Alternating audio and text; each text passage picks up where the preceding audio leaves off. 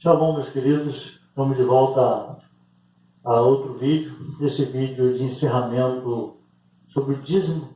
Nós estamos terminando esse assunto. No último vídeo eu falei que nós íamos comentar a respeito dessa estrutura no nosso tempo, para o nossos dias. E, assim, de nossa responsabilidade que todo esse trabalho que é feito social seja feito de maneira responsável, honesta. E quando a gente vê tantas pessoas, né, são chamadas de desigrejadas, que é um termo totalmente equivocado a respeito de quem sai das denominações, geralmente aborrecidas com várias situações, várias doutrinas, mas a dízimo é uma das que são mais comentadas, né? As pessoas comentam muito sobre isso. E eu quero compartilhar o que eu penso a respeito do que deveria estar acontecendo nos nossos dias se o homem tivesse sido honesto, se os homens tivessem sido fiéis às Escrituras Sagradas. Eu fiz um vídeo pequeno que vai ser lançado ainda, um vídeo livre, né, numa região rural. Eu falei lá a respeito sobre a ideia que as pessoas têm sobre igreja. Quando a gente lê a Escritura Sagrada, a gente sabe que ela é a nossa referência em conhecimento do Criador e do seu Filho, daquilo que nós devemos ser como o povo dele. E ao longo da história das religiões, né, o homem veio rompendo o conhecimento bíblico, interpretando várias coisas de forma errada da Escritura Sagrada, e a gente vai ver, que eu já falei aqui, que o nosso Senhor, ele declara em sua oração do Pai Nosso que venha a nós o teu reino, o reino do Pai dele. Não falou, venha a nós a tua igreja, venha a nós a tua religião, venha a nós o teu reino. Então nós somos um reino, nação santa, povo de propriedade peculiar, foi o que Pedro falou, nação santa. É claro que esse termo nação também foi substituindo o termo clã, família, né? Como eu já falei em outros vídeos sobre a casa do Altíssimo. E nós somos uma grande família. O Altíssimo é o nosso pai, nosso irmão mais velho, o Machia, e o que ele veio fazer dentro de todo o conhecimento bíblico é restaurar aquilo que foi perdido, como ele mesmo falou. E foi perdido muitas coisas. Em nosso tempo, muito mais ainda. Se no tempo dele tinha sido perdido, muito mais no nosso tempo, porque foi se corrompendo muitas coisas. As religiões corromperam muitas coisas a respeito do reino do Criador. E é nosso dever hoje, antes da vinda do Mashiach, que eu acredito que será requisitos para que a gente possa estar de pé diante do Filho do Homem, assim como ele disse, né? Que estejamos de pé, não preocupados com os deveres da vida, com os prazeres, com comer e beber, mas com aquilo que o reino tanto exige de nós, que é buscar o reino e a sua justiça, para que as outras coisas fossem acrescentadas. E dentro da liderança, né, que é necessária para guiar o rebanho do Altíssimo, a qual o Senhor, antes de ser recebido no céu, disse para os apóstolos que deviam pastorear o rebanho dele, inclusive ele falou isso para Pedro, chamando a atenção dele 3 vezes: cuidai do meu rebanho, pastoreai o meu rebanho. Quer dizer, cuidar dele, não usurpar ele, não tirar dele os direitos que ele tem. Nós todos temos direitos e deveres. E para nós que somos responsáveis pelo rebanho, o dever nosso é tirar os tropeços, é tirar aquilo que vai causar dano à vida das pessoas. E eu vejo hoje mais colocando-se tropeços, armadilhas, que a palavra grega, né? Escândalo, exatamente armadilha. E quantos escândalos estão sendo formados, criados, quantas lideranças, né, estão sendo atingidas aí, e a mídia informando isso com o maior prazer, para que o nome do Altíssimo seja envergonhado porque eles expressam fé no Altíssimo. Eles declaram que seguem a Bíblia e, na verdade, não seguem. Então, buscando aquilo que as profecias bíblicas nos orientam, né? É que os nossos dias estão próximos da vinda do Mashiach. Ele vai cobrar, como li no vídeo anterior, a mensagem dele que dos cabritos e das ovelhas, né? À esquerda dos cabritos, as ovelhas à direita.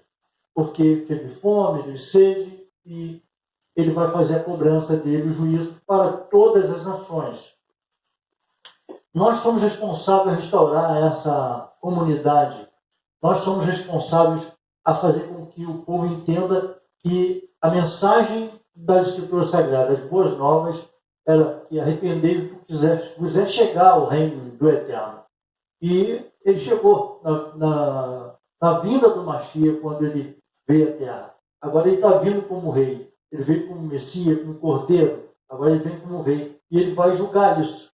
Eu alerto a todos que estão assistindo esses vídeos que eu tenho feito, para que você não seja pego como ladrão. Seja você que doou o seu dízimo para um pastor, para uma religião corrupta, que em vez de pegar aquela premissa, aquele valor, e investir realmente naquilo para qual o propósito dela foi estabelecido, ele investe em ar-condicionado, carrão, tapete, bancos e muitas coisas desnecessárias, quando a própria igreja, o rebanho, está passando necessidade. Desempregado, falta um gás, vai pedir o pastor, nega, porque você não é dizimista, e aquela história que todos nós sabemos, que a gente vê, a gente conversa com muitos irmãos de muitas denominações, e essa é sempre a mesma conversa, né? A falta de amor que a liderança tem com o povo. É claro que nós temos que ter o cuidado de evitar também aqueles que são malandros, né? Que gostam de moleza, não gostam de trabalhar.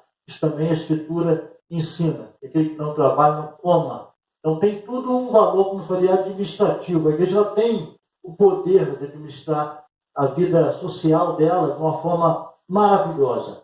O que não pode acontecer, o que está acontecendo já de muitos e muito tempo, a gente, se fosse procurar na história essa corrupção que vem vindo não só da questão do dízimo, mas de outros ensinos doutrinários da Escritura Sagrada, quando a guarda do Shabat, a guarda dos mandamentos, que dizendo que não tem que guardar mandamentos, tudo isso vai cair na conta, porque o Senhor falou que aquele que praticar, ensinar a guardar os mandamentos será grande no reino.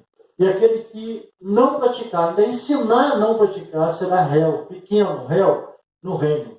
Então, com certeza vai ser julgado para condenação se você, além de não praticar, ainda ensina a não praticar. Isso é uma gravidade. Inclusive, esse valor financeiro, o assunto dízimo, era para ser de uma forma simples, né? É uma coisa muito clara que a Escritura nos informa, que isso é para os santos. A passagem de 2 Coríntios, capítulo 8, eu vou fazer aqui uma leitura breve para vocês. Do 1 ao 15, Paulo está fazendo uma apresentação aqui do carinho, do amor que a igreja de Corinto tinha, numa doação que ela fazia à igreja da Judéia. Eu vou ler aqui para que a gente entenda assim, o espírito, né? A força com que essa igreja participou para ajudar os santos. Então, olha o que ele está dizendo aqui. Também, irmãos, vos fazemos conhecer o favor imerecido do Eterno, concedido às igrejas da Macedônia, porque no meio de muita prova de tribulação, manifestaram abundância de alegria, e a profunda pobreza deles superabundou em grande riqueza da sua generosidade. Porque eles, testemunho eu, na medida das suas posses, e mesmo acima delas, se mostraram voluntários, pedindo-nos com muitos rogos a graça de participarem da assistência aos santos. E não somente fizeram como nós esperávamos, mas também deram-se a si mesmos, primeiro ao Senhor, depois a nós, pela vontade do Eterno. o que nos levou a recomendar a Tito que, como começou, assim também complete esta graça entre vós. Como, porém, em tudo manifestais superabundância, tanto na fé e na palavra, como no saber, e em todo cuidado, e em nosso amor para convosco, assim também abundeis nesta graça. Não vos falo na forma de mandamento, mas para provar pela diligência de outros a sinceridade do vosso amor.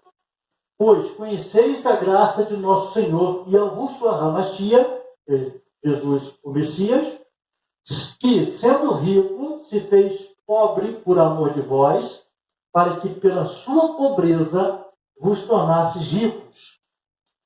Nisto dou minha opinião, pois a vós outros que, desde o ano passado, principiaste não só a prática, mas também o querer como convém isto. Completai agora a obra começada, para que assim como revelaste prontidão no querer, assim a leveis a termo segundo as vossas posses.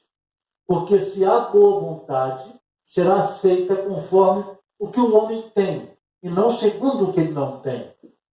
Porque não é para que os outros tenham alívio e vós sobrecarga, mas para que haja igualdade, suprindo a vossa abundância no presente a falta daqueles, de modo que a abundância daqueles venha a suprir a vossa, e assim haja igualdade. Como está escrito, o que muito colheu não teve demais, e o que pouco não teve falta. Então a gente vê nesse texto aqui que Paulo faz uma apresentação importante da característica da comunhão que essa congregação, que essa igreja, que é a nossa referência, ela tinha. Cidades distantes, regiões distantes umas das outras, faziam recolhimento de donativos durante, às vezes, o ano inteiro, e Paulo viajava com aquele valor, levava às igrejas, às congregações que estavam passando necessidade, inclusive na Judéia, porque foi lá que começou a propagação do Evangelho, e a perseguição era muito grande na Judéia. A igreja sofria grande perseguição nessa região. As igrejas da Ásia, elas não tinham tanta perseguição, tinha muitos problemas, como a gente lê a carta do apóstolo Paulo, havia dificuldade, mas não tanto quanto na Judéia. E eu não sei se eu vou repetir, mas vou fazer aqui a menção de outro texto que eu acho importante, que é em 2 Pedro, capítulo 2, de 1 a 3, que ele diz assim: assim como no meio do povo surgiram falsos profetas, assim também haverá entre vós falsos mestres, os que introduzirão dissimuladamente heresias destruidoras, até o ponto de renegarem o soberano Senhor que os resgatou, trazendo sobre si mesmos repentina destruição. E muitos seguirão as suas práticas libertinas, e por causa deles será infamado o caminho da verdade. Também, movidos por avareza, farão comércio de vós com palavras fictícias. Para eles o juízo lavrado a longo tempo não tarda, e a sua destruição não dorme.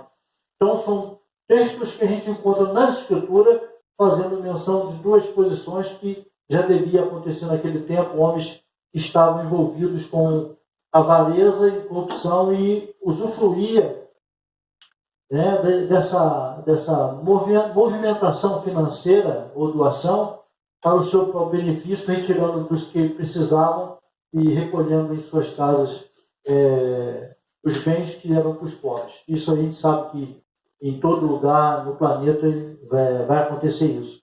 Mas para quem tem decência, para quem tem honestidade, para quem tem temor ao Altíssimo, vai cuidar de que isso não aconteça em sua própria vida, nem do povo no grupo que nós participamos.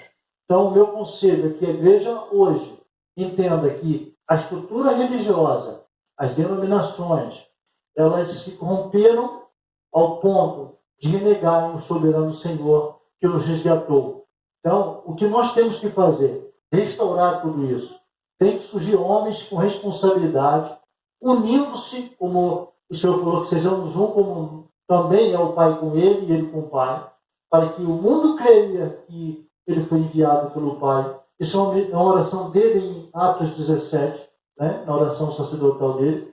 Então, nós temos que ter coragem de restaurar isso, de enfrentar essa corrupção, essa maledicência, essa maldade, essa corrupção criminosa que tem sido feita com a palavra do Altíssimo e com as pessoas que são leigas. Amém? Eu não vou me alongar muito nesse vídeo, eu acho que já é o suficiente para provar que há muitas coisas que precisam ser restauradas e que nós temos que ter esse zelo. Vou pedir a você que tem assistido meus vídeos, que você compartilhe esse canal, que você assista o vídeo até sempre ao final, que dê seu link, se você tiver alguma dúvida, você faça sua apresentação, sua pergunta, até sua crítica mesmo, não há problema nenhum, nós vamos responder com todo carinho e respeito, né? Se você tem alguma opinião positiva e quer acrescentar ao canal, também nós aceitamos, né? Com o maior prazer. Se você tem alguma ideia, a gente vai adequar ao canal, tá bom? Então, eu agradeço a vocês, esse assunto está terminando nesse vídeo. Nós estamos agora para escolher um novo assunto e a gente, escolhendo o assunto, a gente já vai anunciar no canal o que nós estamos pretendendo. Tá? Eu agradeço você pelo esforço, pela força.